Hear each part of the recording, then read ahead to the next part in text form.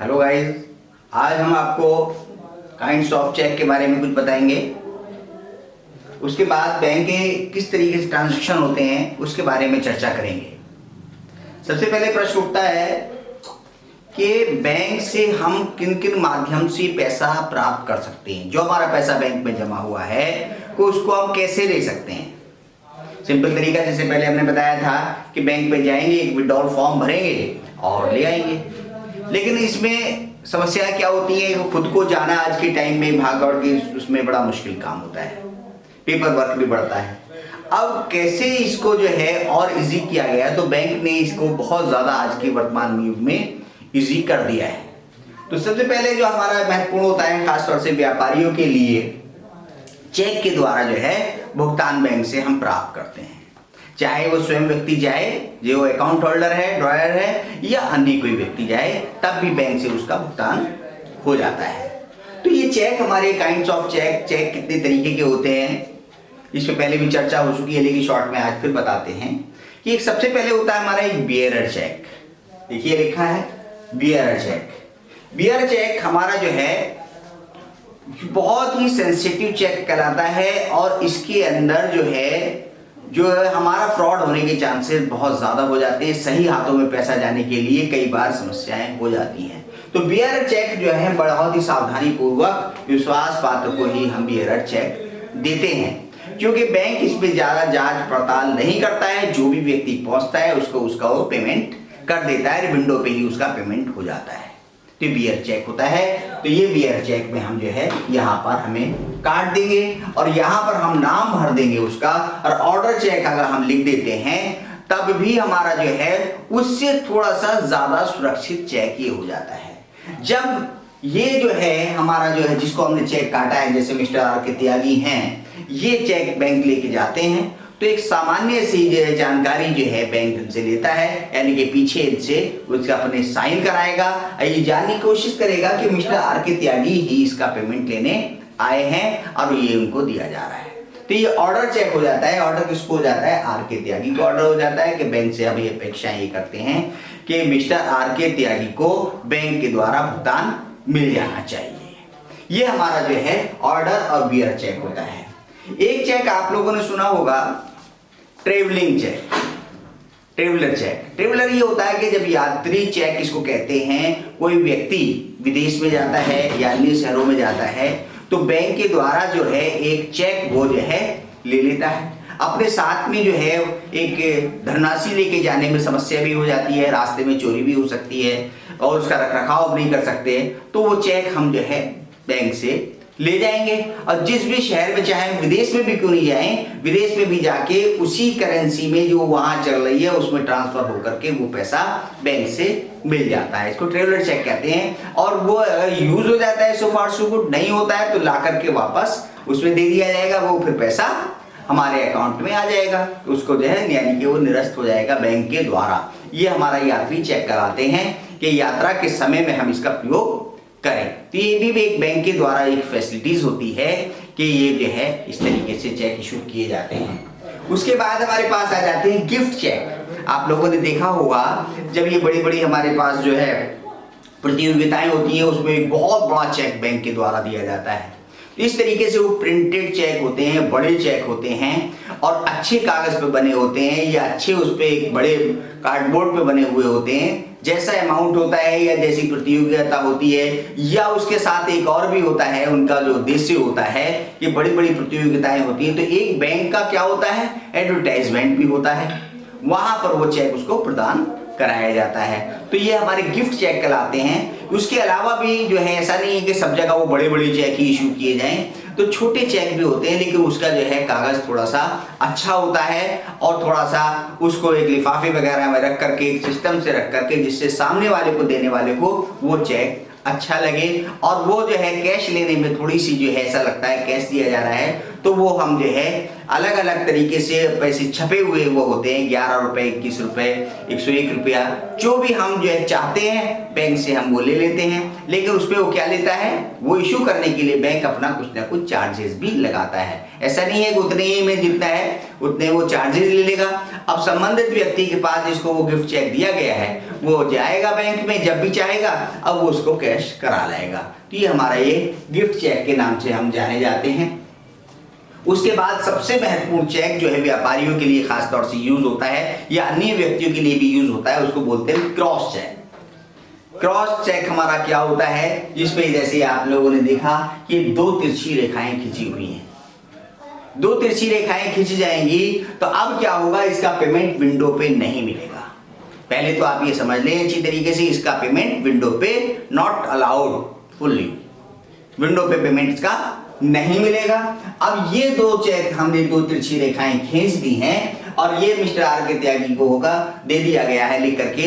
तो अब इसका जो है कैसे लेंगे, ये इसके साथ पेन स्लिप लगाएंगे और इस चेक को जो है अपने साइन करके उस पेन स्लिप के साथ जो है उसको बैंक में जमा कर देंगे। अब मिस्टर आर के त्यागी का जो भी अकाउंट है उसमें ये पैसा ट्रांसफर हो जाएगा, अब वो वहां से उसको ले लेंगे। ये सिंपल जो है हमारा क्रॉस चेक कहलाता है। लेकिन कई बार क्या होता है, इसमें अकाउंट पे ओनली लगा दिया जाता है, इसके अंदर लिख दिया जाता है अकाउंट पे ओनली। ओनली में भी क्या है, उसको खाते को जो है मिस्टर आर के त्यागी उसी अकाउंट में जमा करेंगे जिसमें वो अथॉराइज किया गया है। ऐसा नहीं है कि किसी भी जैसे उसके बीच में अकाउंट ओनली लिख देते हैं या पंजाब नेशनल बैंक कर दिया तो पंजाब नेशनल बैंक में ही वो जमा होगा, अन्य बैंक में वो जमा नहीं होगा। वह हमारा जो है एक स्पेशल चेक के नाम से बीच में हम उसके अंदर अकाउंट पे ओनली लिख दें या उसका जो है बैंक का नाम लिख दें। इस तरीके से वो चेक क्रॉस चेक जो है ये कहलाता है कि वो और ज्यादा सुरक्षित हो जाते हैं। एक चीज और होती है जो कि और ज्यादा सुरक्षित करने के लिए हम क्रॉस चेक को क्या करते हैं, मिस्टर आर के त्यागी के सामने हम एक अकाउंट नंबर डाल देते हैं। अकाउंट नंबर हम लिख देंगे तो वो बिल्कुल सुरक्षित हो गया। मिस्टर आर के त्यागी का जो भी अकाउंट नंबर है उसी अकाउंट में उसी बैंक में वो ट्रांसफर हो सकता है, उसके अलावा और कहीं से वो नहीं हो सकता है। सबसे ज्यादा सुरक्षित चेक हमारा जो है धनराशि संबंधित व्यक्ति को पहुंचाने के लिए ये क्रॉस चेक ही माने जाते हैं। खास तौर से ऑफिशियल में और बिजनेस में वर्तमान युग में जो है जो इतने भी पैसे का आदान प्रदान लेन देन ट्रांजैक्शन होता है वो क्रॉस चेक से ही होता है, जिससे कि गलत खातों में उसका ट्रांजैक्शन ना हो जाए, गलती से जो है दूसरे उसमें ना चला जाए। तो इस तरीके से कि ये पैसा हमारा जो है हम अब एक अकाउंट से दूसरे अकाउंट में हम इस तरीके से पैसा दे सकते हैं, संबंधित व्यक्ति को दे सकते हैं। ये हमारी प्रक्रिया है। लेकिन आज के वर्तमान युग में हम जहां गवर्नमेंट भी जोर डाल रही है डिजिटल अमाउंट, तो डिजिटल अमाउंट पे बहुत बड़ा आज के टाइम में काम हो रहा है। ये जो है आने वाले टाइम में चेक सिस्टम, विड्रॉल सिस्टम लगभग जो है बिल्कुल जो है सामान्यतः 1 पॉइंट पे या 0 पोजीशन पे आने की प्लानिंग चल रही है कि इसका हम प्रयोग ना करें और डिजिटल अमाउंट हम करें जिसमें हमारा जो है कोई भी ट्रांजैक्शन जो है आसानी से हो जाए और जो है उसमें सही अकाउंट में चले जाए। तो ये आप लोगों ने इसका नाम सुना होगा, एक NEFT, national electronic fund transfer. ये एक बढ़िया सुविधा है कि हम जो है एक के अकाउंट से दूसरे अकाउंट में पैसा आसानी के साथ पहुंचा सकते हैं। ये हम जो नेट बैंकिंग सर्विसेज हैं उसमें हम एक बेनिफिशियरी बना लेंगे। अब बनाने के बाद लेकिन ध्यान रहे बेनिफिशियरी बनाने में कई बैंक तो जल्दी हो जाता है, देन एंड देयर भी उसका रजिस्ट्रेशन हो जाता है, कई बैंक 3 घंटे लगा देते हैं, कई बैंक इसमें जो है 24 आवर्स भी लगते हैं। और एक और इसके अंदर स्टार्टिंग में क्या होता है 24 आवर्स में उसका जो है रजिस्ट्रेशन हो जाता है बेनिफिशियरी का, तो वो फर्स्ट जो है ट्रांजैक्शन के लिए कुछ लिमिट लगा देते हैं 20,000, 30,000, 40,000 रुपए, यानी कि हैवी अमाउंट को वो ट्रांसफर नहीं करवा पाते हैं स्टार्टिंग में। वरना हम जाएंगे बैंक में जाकर के ये नेफ्ट वाली हम एक स्लिप लेंगे, अपना एक चेक लगाएंगे और बैंक में हम जो है इलेक्ट्रॉनिक फंड ट्रांसफर करा सकते हैं इजी गोइंग में। इसकी प्रारंभ जो शुरुआत जो हमारी हुई थी 2005 में ये हमारी जो प्रक्रिया चली थी, जिससे कि हम जो है ये इलेक्ट्रॉनिक हम फंड ट्रांसफर कर सकें। लेकिन इसमें होता क्या है, इसको 24 आवर्स ये फैसिलिटीज नहीं है। यानी कि हम 24 घंटे में चाहें कभी भी इसका पैसा भेज दें। सबसे बड़ा एक हमारे पास इसमें ड्रॉबैक ये है कि ये हर घंटे में बैचेस में ग्रुप में बना के पैसा जाता है। जैसे सुबह मान लीजिए 8 बजे से हमने जो है इसको फंड ट्रांसफर करने की कोशिश की, तो 9 बजे वाले बैच में जितने भी फंड ट्रांसफर होंगे वो ट्रांसफर होंगे। फिर 10 बजे, 11 बजे, 12 बजे, 1 बजे, 2 बजे, 3 बजे, 4 बजे, 5, 6, हार्डली 6:30, 7 बजे तक का ये फंड ट्रांसफर होंगे। यानी कि प्रति 1 घंटे पे ग्रुप में ट्रांसफर होगा, ग्रुप में ट्रांसफर होगा। और इसका जो है अमाउंट जो है हमारा जो है कितने भी हो सकता है, 10,000 रुपए तक पे जो हम पेमेंट भेजते हैं कहीं किसी को, तो 250 यानी कि 2.5 रुपया हमारा चलेगा प्लस जीएसटी। चार्जेस जो हैं इसके ट्रांसफर के जो है 2.5 रुपया 10,000 तक पे, और जो है प्लस जीएसटी चार्जेस में लगेंगे। 1 लाख तक पे 5 रुपया प्लस जीएसटी, और 2 लाख पे 15 रुपया प्लस जीएसटी। और उससे ऊपर वाले जो है 5 लाख या 25 लाख तक मैक्सिमम हो सकता है, या बैंकों ने अपने अपने हिसाब से कर रखा है, उसमें 25 रुपया और जो है प्लस जीएसटी ये चार्जेस उसको देने होते हैं। ये फंड ट्रांसफर हम जो इस तरीके से कहते हैं, यानी कि मिनिमम अमाउंट से लेकर के मैक्सिमम 25 लाख तक इसको जो है हम इसके जो है नेशनल इलेक्ट्रॉनिक फंड ट्रांसफर के माध्यम से पैसे को ट्रांसफर कर सकते हैं। बैंक में जाएंगे, इजी गोइंग में ये प्रति 1 घंटे के आधार पर इसको ट्रांसफर होता रहता है। ये फैसिलिटीज हमारी नेफ्ट के द्वारा, जिसको नेफ्ट के नाम से बोला जाता है, आसानी के साथ जो है हम इसका ट्रांसफर कर सकते हैं। एक हैवी अमाउंट भी इस पे चार्जेस नहीं है, वो आसानी के साथ हम इसको कर सकते हैं। लेकिन इससे बड़ा एक हमारा है आरटीजीएस बोला जाता है, बड़ा फेमस है ये वर्ड भी, रियल टाइम ग्रॉस सेटलमेंट। यानी कि रियल टाइम ग्रॉस सेटलमेंट का मतलब ये है, ये भी फैसिलिटीज 8 बजे से 4 बजे तक ही मानी जाती है। लेकिन क्या है, इसके भी अंदर एक मिनिमम जो है अमाउंट की बाउंडेशन है।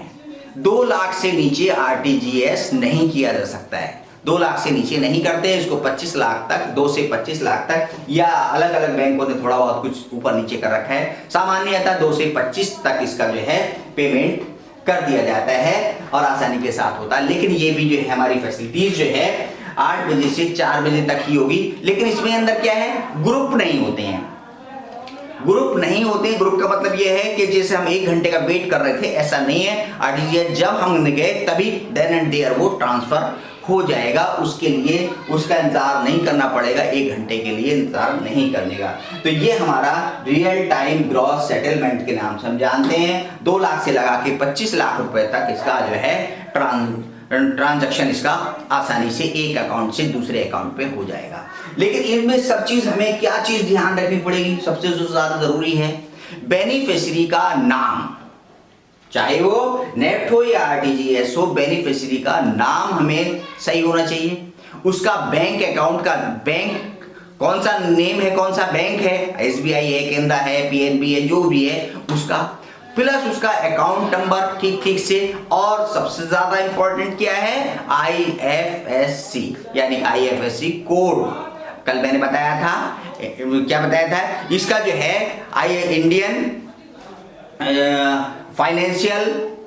इंडियन फाइनेंशियल ट्रांजैक्शन जो है, इसको बोलेंगे इंडियन फाइनेंशियल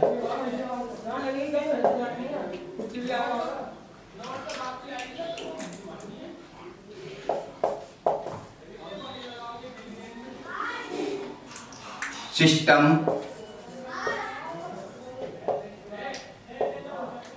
कोड, ये जाना जाता है इंडियन फाइनेंशियल सिस्टम कोड के नाम से हम इसको जानते हैं। और ये इसके आधार पर जो है ये बहुत जरूरी होता है। इससे ये पता चल जाता है कि बैंक जो है कौन सा बैंक है, और जो है ये कम से कम कितने अंकों में होना चाहिए, ये 11 डिजिट्स में हमारा होता है। इसमें जो है हमारे पास 7 तो हमारे पास जैसे ये वाले होने चाहिए, जैसे 21, 74, ये हमने बताया केनरा बैंक जहांगीराबाद का ये है। ये हमारा इससे पता चल जाएगा कौन सी ब्रांच है और कहाँ की है। और इससे पहले हमारे पास CNRB, इससे सारा ये हो रहा है केनरा बैंक है, कहाँ का है, इससे ये क्लियर हो जाता है। उसके अकाउंट में इसको हम डाल सकते हैं CNRB। ये हमारा जो है इस तरीके से होता है, इंडियन फाइनेंशियल सिस्टम कोड के नाम से हम इसको जानते हैं और ये बहुत ही ज़्यादा महत्वपूर्ण होता है। इसका अगर ये हमने गलती से कुछ गलत डाल दिया है तो हमारा पैसा जो है इधर आधर जाने का खतरा हो जाता है। तो इस चीज़ का हमें ध्यान रखना पड़ेगा कि हमारे बेनिफिशियरी की जो डिटेल्स हैं वो हमारे पास सही होनी चाहिए। अगर वो गड़बड़ हो जाएंगी तो हमारा सब कुछ गड़बड़ हो सकता है, पैसा जो है गलत अकाउंट में ट्रांसफर हो सकता है। दूसरा अब हमारे पास जो है एक और आज के टाइम में बहुत ही बढ़िया चल रहा है, IMPS, इमीडिएट पेमेंट सर्विस, यानी कि तुरंत और 24 आवर्स। इससे हमारा क्या है, तुरंत है और 24 आवर सर्विस है। संडे मंडे कुछ नहीं है, कोई भी छुट्टी हो, वर्किंग डेज हो या ना हो, रात हो, 12 बजे हो, 1 बजे हो, तब भी हम जो है इसके माध्यम से जो है इसका ट्रांसफर कर सकते हैं। ये हमारा जो है, और जो है इसकी मिनिमम कोई लिमिट नहीं है, चाहे हम 1 रुपया इसमें कर दें या मैक्सिमम लिमिट हमारे पास 2 लाख रुपए है, इसमें 1 लाख रुपए से लगा के 2 लाख रुपए तक का जो है हम इसमें ट्रांसफर कर सकते हैं, कभी भी कर सकते हैं, जिसको हम कहते हैं मोबाइल बैंकिंग सर्विसेज। आज के चल रहा है मोबाइल मनी ट्रांसफर के नाम से भी हम इसको जान सकते हैं, यानी कि मोबाइल से या बैंकिंग सर्विसेज से घर बैठे ही हम इसका ट्रांसफर कर सकते हैं। और ये बहुत ही बढ़िया आज के टाइम में है, सब लोग ज्यादातर इसका ही ट्रांसफर, इसका यूज खूब किया जा रहा है। इसी के साथ साथ इसी से मिलता जुलता बिल्कुल एक हमारा जो आ जाता है आज के टाइम में आ रहा है UPI, यूनिफाइड पेमेंट इंटरफेस। इसमें सबसे प्लस क्या है, इस पे कोई चार्जेस नहीं है।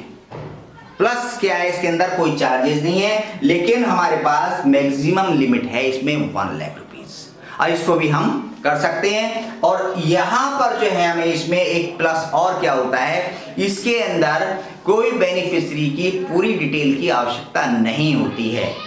उसने एक जो है अपना जो है ईमेल आईडी की तरह जो बनता है, मोबाइल पे ऐप लोड करने के बाद कर लिया जाता है, तो उसके मोबाइल नंबर से भी हम पैसा ट्रांसफर कर सकते हैं, उसके आधार से भी हम ट्रांसफर कर सकते हैं। तो आज के टाइम में UPI हमारा जो है यूनिफाइड पेमेंट इंटरफेस के नाम से हम जानते हैं, इस पे कोई चार्जेस प्रेजेंट पे नहीं लग रहे हैं, 1 लाख रुपए तक ये सब कुछ फ्री है। तो ये 3 चीजें मैंने आपको बताई, 4 चीजें हो जाती हैं। नेफ्ट हो जाता है, नेशनल इलेक्ट्रॉनिक फंड ट्रांसफर, दूसरा रियल टाइम ग्रॉस सेटलमेंट और इमीडिएट पेमेंट सर्विस, और नेक्स्ट हमारा UPI यूनिफाइड पेमेंट इंटरफेस के नाम से हम इसको जान रहे हैं। तो इनके माध्यम से जो है हम एक जो है पेमेंट दूसरे को हम दे सकते हैं, आसानी से दे सकते हैं। इसके अंदर हमारे पास ज्यादा टाइम नहीं लगता है और आसानी के साथ हम खुद सेटिस्फाई होकर के पैसे को ट्रांसफर करते हैं।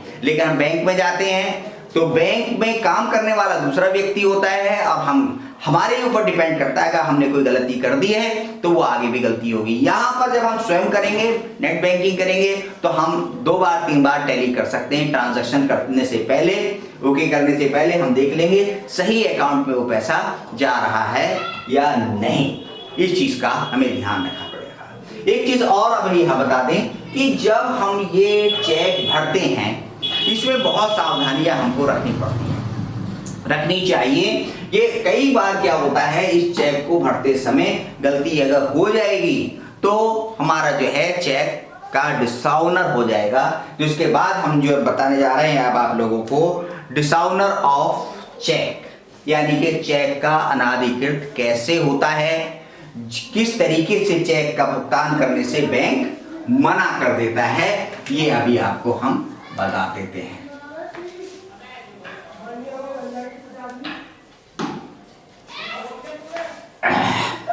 डिसऑनर चेक ये होता है कि जो बैंक जो है उसका भुगतान करने से मना कर दे, यानी कि उसका भुगतान जो है नहीं किया जा सकता है, और कुछ ना कुछ वो ऐसा नहीं है अपनी मर्जी से लगा देगा, कुछ ना कुछ उसके अंदर इस तरीके से टेक्निकल फॉल्ट होगा या मिस्टेक होगी, तब उस चेक का जो है हमारे पास, भले वो क्रॉस चेक हो, भले ही चाहे वो जो है हमारा जो है बेयरर चेक हो, भले ही हमारा वो चेक कौन सा हो, चाहे वो हमारा जो है ऑर्डर चेक हो, ऐसी पोजीशन में उसका भुगतान जो है बैंक करने से मना कर देता है।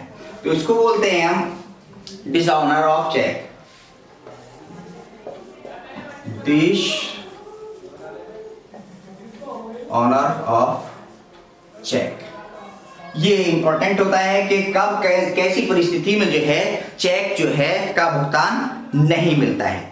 तो जब कोई चेक देगा, जब हमें चेक प्राप्त करते हैं, तो हम जब चेक लें तो कई सारी चीजें हमें खुद मूल्यांकन कर लेना बहुत जरूरी होता है, क्योंकि उसका ऐसा नहीं है कि हमने चेक ले लिया और जाने के बाद हम बैंक पहुंचे और उसका पेमेंट करने से बैंक मना कर दे। ऐसी पोजीशन के लिए कई सारी चीजें हो जाती हैं, उसका हमें चेक जब लेंगे, प्राप्त करेंगे, तो वो सारी चीजें हम चेक करेंगे। क्या करेंगे? सबसे पहले ये हम डेट देखेंगे। ये डेट हम देखेंगे। डेट का मतलब क्या हुआ कि जो जिस तिथि को चेक काटा जा रहा है कि वो डेट है या नहीं है, वो 3 महीने के अंदर की डेट है या नहीं है। जो चेक है ये 3 महीने तक ही ये वैलिड रह सकता है। आफ्टर 3 मंथ्स वो जो है नहीं है। चेक पहला कटा रखा था, उसने हमें दे दिया और देने के बाद देखा तो 3 महीने पहले ही निकल गए उसके, या 1-2 दिन बाकी हैं, इतने हम बैंक में ही जाएंगे। तो ऐसे चेक को लेने से हम मना कर देते हैं, हम नहीं लेंगे उसको। हमें जो चेक है सबसे पहले जो डिसऑनर ऑफ चेक हो जाता है, किससे होगा? डेट से हो जाएगा कि डेट उसके अंदर जो है सही नहीं लिखी हुई है, तो या पढ़ने में नहीं आ रही है, या बहुत पहली डेट है, या आगामी डेट है। तब हम ऐसी पोजीशन में उसका पेमेंट लेने में दिक्कत हो जाती है। तो हमें चेक लेते समय इस चीज का ध्यान रखेंगे कि ये डेट सही है। 1% ये डेट गलत है उसमें, तो वो हमारा जो है चेक नहीं मिलेगा और बैंक जो है उसको लौटा देगा, डिसऑनर ऑफ चेक लिख देगा और लिख देगा डेट, कारण लिख देगा कि बिफोर डेट या आफ्टर डेट जो भी है उसके बारे में लिख देगा, उसको वो लिख देता है। इसी डेट से ही रिलेटेड होता है हमारा एक स्टेल चेक। स्टेल चेक हमारा क्या है? जिसमें 3 महीने की डेट पहले पड़ गई है, यानी कि 3 महीने की पहली डेट पड़ी है, 3 महीने पार हो गए हैं, तो स्टेल चेक के नाम से होता है। वो भी हमारा इसका भुगतान बैंक इसको नहीं देगा, यानी कि बिफोर 3 मंथ्स डेट पड़ जाती है तब ऐसा हो जाता है। कई बार क्या होता है, आप लोगों ने देखा होगा, जब ईयर चेंज होता है, ईयर चेंज होता है तो हमें आदत वही पिछली की, अभी पिछले दिनों में 1999 की आदत जैसे पड़ी होती थी, तो ये हम यही लिखते थे और हमारा आ जाता है फौरन 2000। तो ऐसी पोजीशन में आ जाती तो हम जो है ईयर ये वाला लिख जाते थे। तो ऐसी पोजीशन में क्या हुआ, वो चेक निरस्त हो जाएगा और वो चेक का तिरस्कृत कहलाता है, अनादरण कहलाता है, डिसऑनर ऑफ चेक कहलाएगा और उसका भुगतान नहीं होगा। तो ये हमारा जो है कई बार हम डेट को स्टार्टिंग में जनवरी के महीने में गलतियां हो जाती हैं कि जनवरी के महीने में, क्योंकि वो आदत हमें जो है पहले वाले ईयर लिखने की होती है। दूसरा हमारे पास होता है पोस्ट डेटेड चेक। कई बार क्या होता है कि हम लिखते समय भूल जाते हैं कि मान लीजिए 14 तारीख हमने यहां पर लिखी है, 14 तारीख लिखी है, 14 तारीख के बदले हम जो है इसको जो है 24 लिख गए। 24 हमने लिख दिया, वो चेक बैंक में लेके पहुंचता है 24 तारीख से पहले, तो क्या होगा, आगामी तिथि पड़ गई है, तो वो 24 तारीख से पहले बैंक उस चेक को नहीं लेगा और पोस्ट डेटेड चेक के नाम से उसको वापस कर देगा, यानी कि उसको तिरस्कृत कर देगा, अनादृत कर देगा, डिसऑनर कर देगा, यानी कि उस चेक को लेने से वो मना कर देगा, अर्थात उसका पेमेंट नहीं होगा। चाहे वो क्रॉस चेक हो, बियरर चेक हो या ऑर्डर चेक हो, ये गलतियां अगर हो जाती हैं तो वो नहीं होता है, उसका पेमेंट नहीं हो पाएगा। तो पोस्ट डेटेड चेक हमारे ये कहलाते हैं। एक दूसरा होता है मल्टीलेटेड चेक, कटा फटा चेक। ये हमारा चेक कट गया है, फट गया है, पढ़ने में नहीं आ रहा है, तो भी बैंक इसका भुगतान नहीं करेगा। एक चीज ये हमारा एक ये वाला बीच वाला नंबर है, ये माइक्रो नंबर होता है। यहाँ पर एक और होता है, इस तरीके से बना होता है। अगर जो ये कट फट गया है बिल्कुल, तो बिल्कुल भी उसका भुगतान बैंक नहीं करेगा, क्योंकि वो हमारा जो स्कैन होकर के यहीं से चेक वो पकड़ में आता है कि सही है, संबंधित व्यक्ति का है। और फिर भी अगर बाकी चीज इधर कट गई है, इधर फट गई है, कुछ हो गया है, और ये जो है सिग्नेचर करता ये कह देता नहीं सही है ये चेक, इसमें मुझे कोई आपत्ति नहीं है और इसका पेमेंट किया जा सकता है, तो उससे एक वेरीफाई करके तो अभी वो कटे फटे चेक के यानी कि मुड़ गया है या थोड़ा सा ये हो गया है, पढ़ने में थोड़ी सी दिक्कत आ रही है, तो उसको वेरीफाई करके उसका भुगतान किया जा सकता है। लेकिन अगर इस तरीके से ज्यादा कट फट गया है, मान लीजिए वॉशिंग मशीन में घुमा दिया, बिल्कुल घूम गया वो और कुछ से कुछ हमें समझ में नहीं आ रहा है, तो ऐसी पोजीशन में उसका जो है पेमेंट नहीं मिल पाएगा, उसको पेमेंट को नहीं मिलेगा। उसके बाद हमारे पास होता है difference in the amount. Difference in the amount, ये जैसे आप लोगों ने 10,000 देखा और ये नीचे भी हमारा 10,000 है, दोनों के सेम होने चाहिए। यहाँ 10,000 की जगह हमने जो है 10,100 लिख दिया और यहाँ 1000 लिख दिया। यहाँ पर 10,000 लिखा है, यहाँ पे 0 लगाना हम भूल गए, तो 1000 रह गए। तो दोनों के डिफरेंसेस जब हो जाएंगे तब इस बेस का भुगतान बैंक देने से मना कर देगा, लिख देगा उस पे डिफरेंस इन द अमाउंट, यानी कि अमाउंट में डिफरेंसेस हैं तो ऐसी पोजीशन में उसको नहीं करेगा। दूसरा क्या है, ऑन क्लोजिंग द अकाउंट। कई बार क्या होता है, चेक हम लेके बैठ गए, चेक ले लिया हमने, बोले ले आएंगे, अब तो 3 महीने का समय है, पहले 6 मंथ का हुआ करता था, पहले 6 मंथ यानी कि कभी भी हम इसका यूज कर लेंगे 3 महीने। लेकिन क्या हुआ, अकाउंट होल्डर ने वो जो है अपना अकाउंट ही बंद कर दिया, इसने जो है अकाउंट बंद कर दिया। अब वो बैंक में जाएगा तो जब उसका अकाउंट ही नहीं है, अकाउंट ही क्लोज हो गया, तो कहां से उसका पेमेंट होगा। तो ऐसी पोजीशन में अकाउंट पेमेंट उसको बैंक नहीं देगा, भले सारी चीजें सही है, क्योंकि उसको तो संबंधित व्यक्ति के अकाउंट से पैसे निकाल करके डेबिट करके आपके खाते में क्रेडिट करना है या आपको जो है विड्रॉ पर देना है। तो इसलिए प्रयास यही करने चाहिए। कई बार क्या होता है, मान लीजिए जैसे स्टूडेंट्स हैं, स्टूडेंट है, फाइनल ईयर के स्टूडेंट हैं, फाइनल ईयर में जब उनका जो है बाहर के स्टूडेंट हैं वो चले जाते हैं, यहाँ से जाने का टाइम हो जाता है, तो अपने अकाउंट को क्लोज कर देते हैं, बंद कर देते हैं, और कोई चेक जो है उसको वो काट के दे गया और हम नहीं पहुंचे वहां पर, तब भी उसका पेमेंट नहीं मिल पाएगा। या कोई व्यापारी है, उसने अपने व्यापार को क्लोज कर लिया है, कोई ऑफिस है उसको क्लोज कर लिया है और वो बंद करके चला गया है या बंद कर अकाउंट बंद कर दिया किन्हीं भी कारणों से, तब भी उसका पेमेंट उसको नहीं मिलेगा और जो है ऑन क्लोजिंग द अकाउंट लिख करके वो चेक को वापस कर देगा बैंक। दूसरा क्या हमारे पास होता है, payment stop by the drawer. कई बार क्या होता है, मान लीजिए कोई चेक था, ये मिस्टर आर के त्यागी को दिया गया था और या हमने बियरर चेक लिखा था या ऑर्डर चेक हमने लिखा था, अब वो मिस हो गया, या आर के त्यागी से ही चेक मिस हो गया, उसने कहा कि भाई ये तो चेक खोया गया हमारे पास, ये नष्ट हो गया है, खोया गया चेक।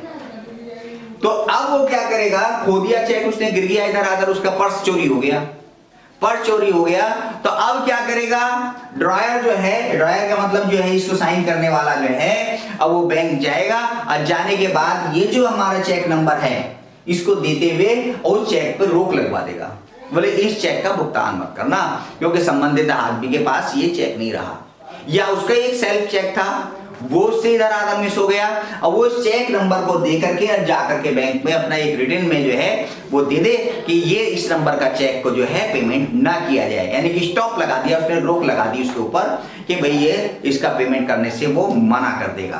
तो इस तरीके से ये उसका नहीं करेगा, उसका पेमेंट नहीं हो पाएगा। तो ये हमारे पास जो है स्टॉप ऑफ द करते हैं, तो ऐसी पोजीशन में क्या होगा, उसका पेमेंट नहीं हो पाएगा। उसके बाद नेक्स्ट हमारे पास जो बहुत महत्वपूर्ण होता है, सिग्नेचर डिफरेंस। ये सिग्नेचर जो होते हैं, जो जिसने लिखा है, किया है, इसने चेक काटा है, चेक दिया है, उसके सिग्नेचर अगर डिफरेंस हो जाते हैं, डिफरेंस का मतलब कि जो बैंक के पास नमूने के सिग्नेचर हैं और उसमें वो सिग्नेचर नहीं मिल पा रहे हैं, तो ऐसी पोजीशन में बैंक जो है किसी भी हाल में उसका पेमेंट नहीं देगा।